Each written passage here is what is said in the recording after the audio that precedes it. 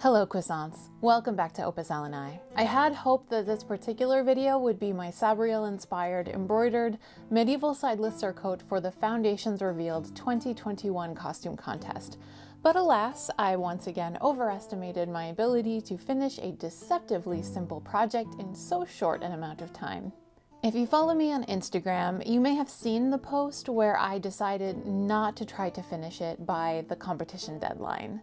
I weighed the pros of finishing by the deadline and being able to enter and potentially be judged by OMG Ruth Goodman with the cons of mental stress, time lost, and physical damage.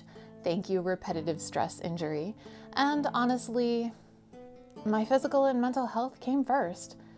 So many of us sacrifice our well-being on the altar of completed projects, and yes, I have definitely done that in the past, and let's be real, I will probably do it again in the future. But being able to step away from the promised validation of finishing on time and not beating ourselves up about it is incredibly important. So instead, I will be participating in Fandom February. Kayla from McNerdy Costumes and Katie from Latina Living History conspired together to organize Fandom February, where we take our favorite fandoms, bring them to life through costuming and crafts, and make videos about them. One of my favorite books is The Night Circus by Erin Morgenstern. Historical Victorian setting, vague yet compelling magic system, black and white gothy aesthetic. This is extremely my jam. Back around Halloween, I picked up some black and white 1-inch wide striped cotton without any real project in mind. And when I started thinking about making something from the Night Circus, this fabric, striped like the tents, immediately sprang to mind. And ever since Marika from Enchanted Rose Costuming made her amazing striped petticoat, I have been looking for an excuse to make something similar. So everyone grab your cuppa. Today I have a tea from Beach House Teas, a business based in and inspired by the Pacific Northwest. I am drinking Beekeeper Grey, a lavender Earl Grey dusted with honey and bee pollen. Tell me in the comments, I always love to hear what you're drinking, so do that. But today I also want to know what your favorite book is. And while you do that, let's get into it.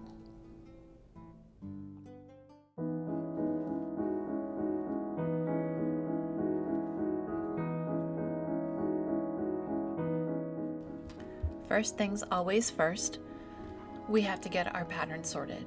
Since I knew I wanted to have a petticoat that was smooth in the front and gathered in the back, I decided to take the pattern from my burgundy walking skirt and alter it instead of drafting something new. And most of the turn of the century petticoat patterns I looked at were a pretty similar process anyway, so it's efficient and historically adequate. I wanted a fairly deep ruffle on this petticoat, so I measured 14 inches up from the hem and marked it on my original pattern.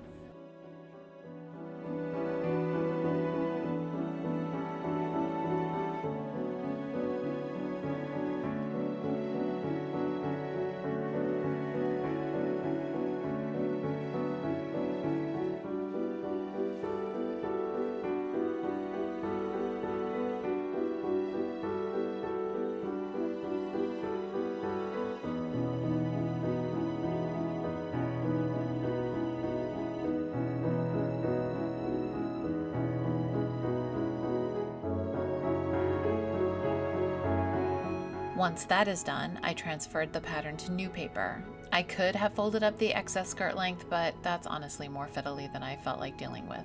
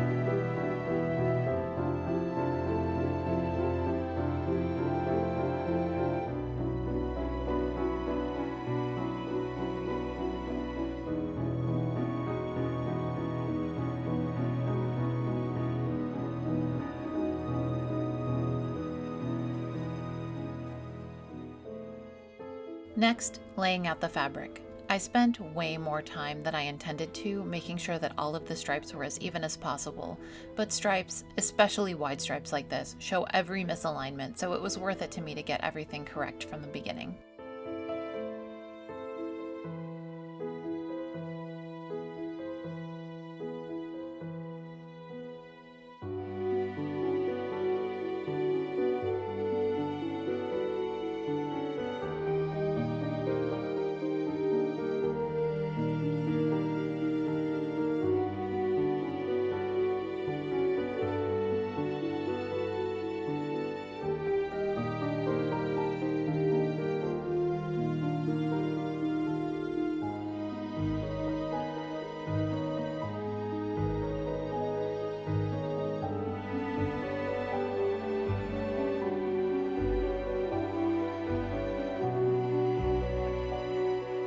Production assistant Bran overseeing the workflow as usual and inspecting the quality of the pattern pieces.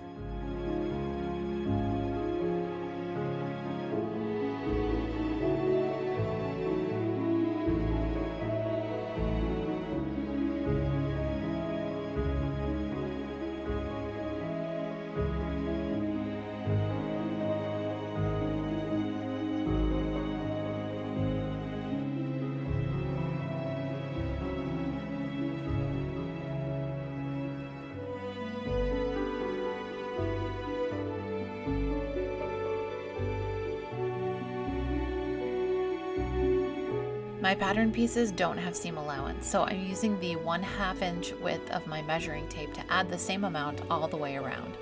Usually what I do here is trace around each pattern piece individually, but since I already folded the fabric so precisely, I'd rather just cut the pieces like this and have a consistent seam allowance.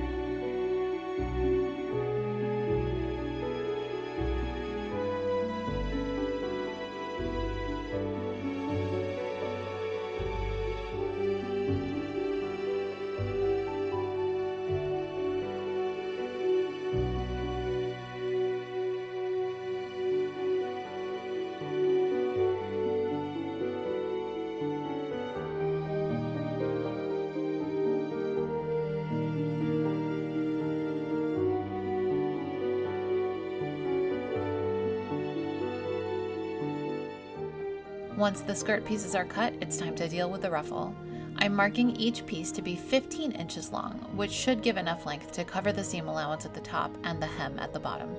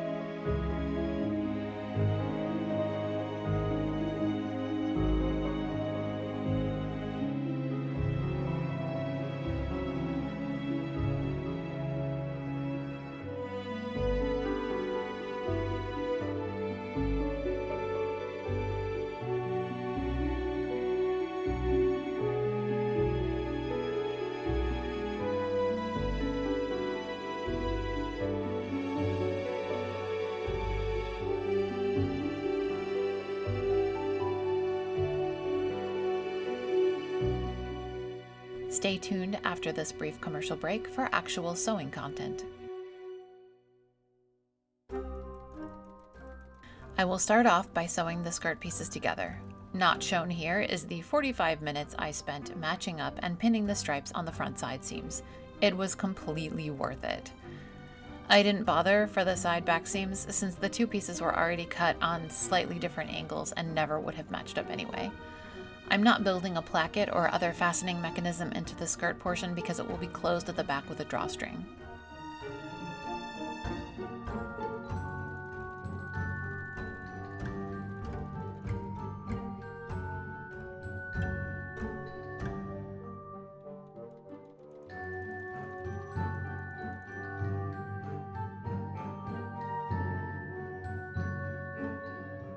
After the seams are sewn, I'll finish them with my standard zigzag stitch. One of these days, I'm going to have to get my serger fixed.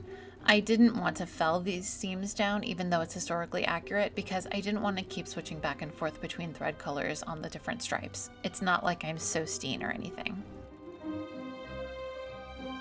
And after that's all done, I'll sew the lengths of the ruffle together, selvage to selvage, so they don't require finishing.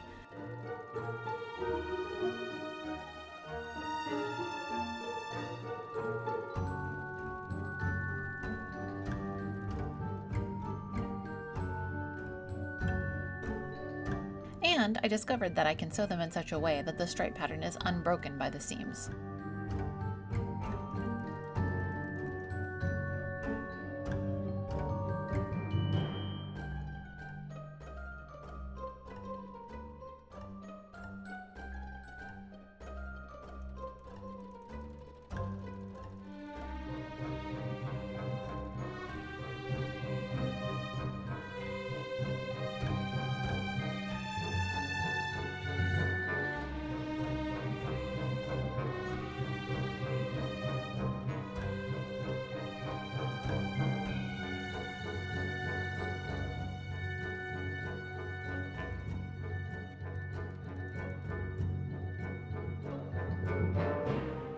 Once the two large pieces are sewn, it's time to pin them together.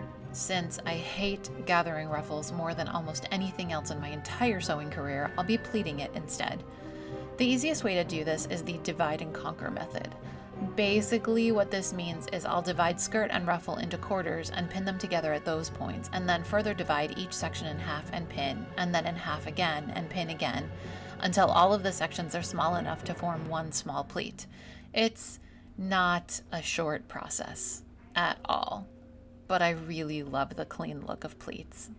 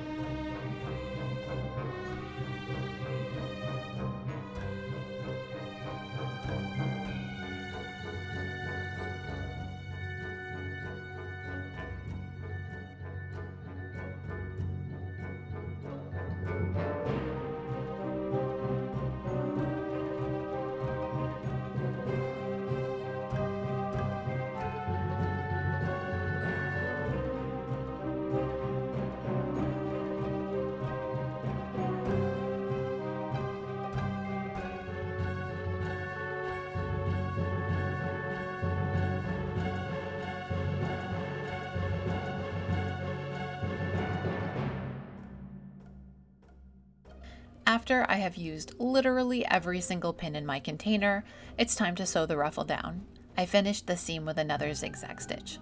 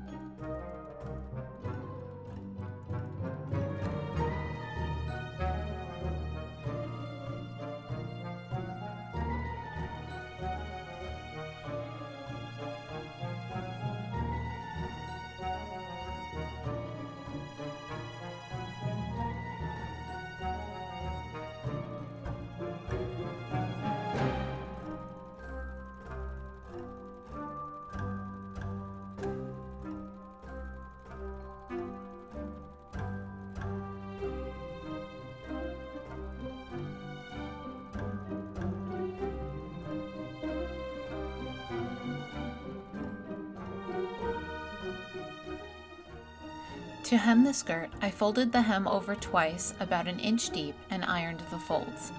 I then folded the skirt portion back on itself, leaving about 1/8 of an inch of the folded hem showing, and used the blind hem stitch on my machine. It does leave a tiny white thread dot on the black stripes, but it's nearly invisible when worn.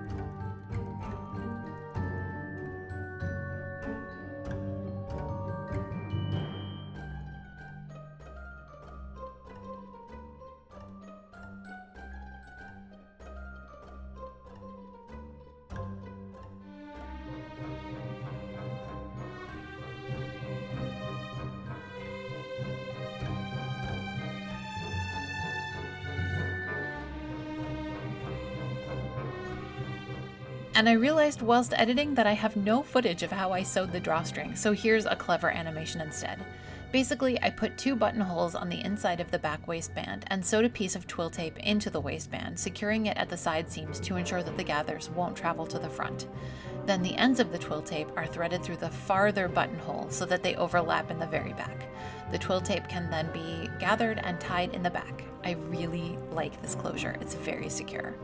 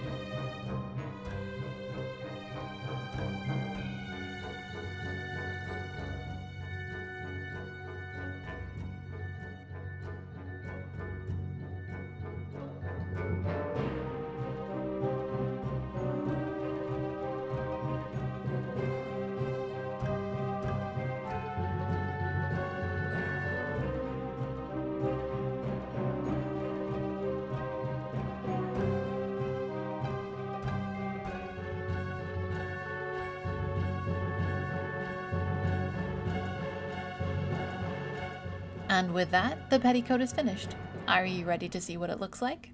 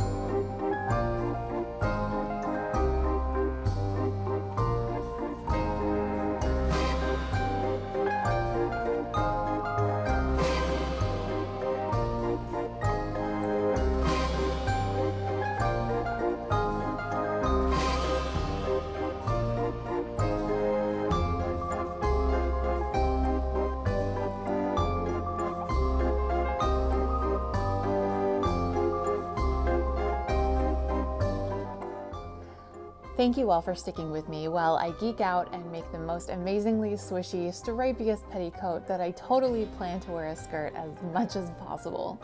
As I promised in my corset cover video, I have been making all of these Victorian clothing pieces because I am leading up to a project that will be released in my next video. It's a little more ambitious and a little bit of a departure from what I've done so far on this channel, and I really hope you all enjoy it. But for now, if you enjoyed today's video, make sure to hit the thumbs up and subscribe to my channel. And while you're at it, maybe check out another of my videos. I do upload every other Friday, and if you want reminders, click on the notification bell. If you want to find me on other platforms, I am at opusLNI everywhere, and I will put all of those links in the description below, along with the link to my coffee if you would like to help me be able to make more beautiful things and keep production assistant Bran afloat in cat treats. Seriously, he's addicted. It's a problem.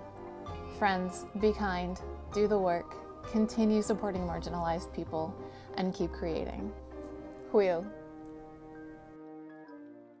Are we gonna focus or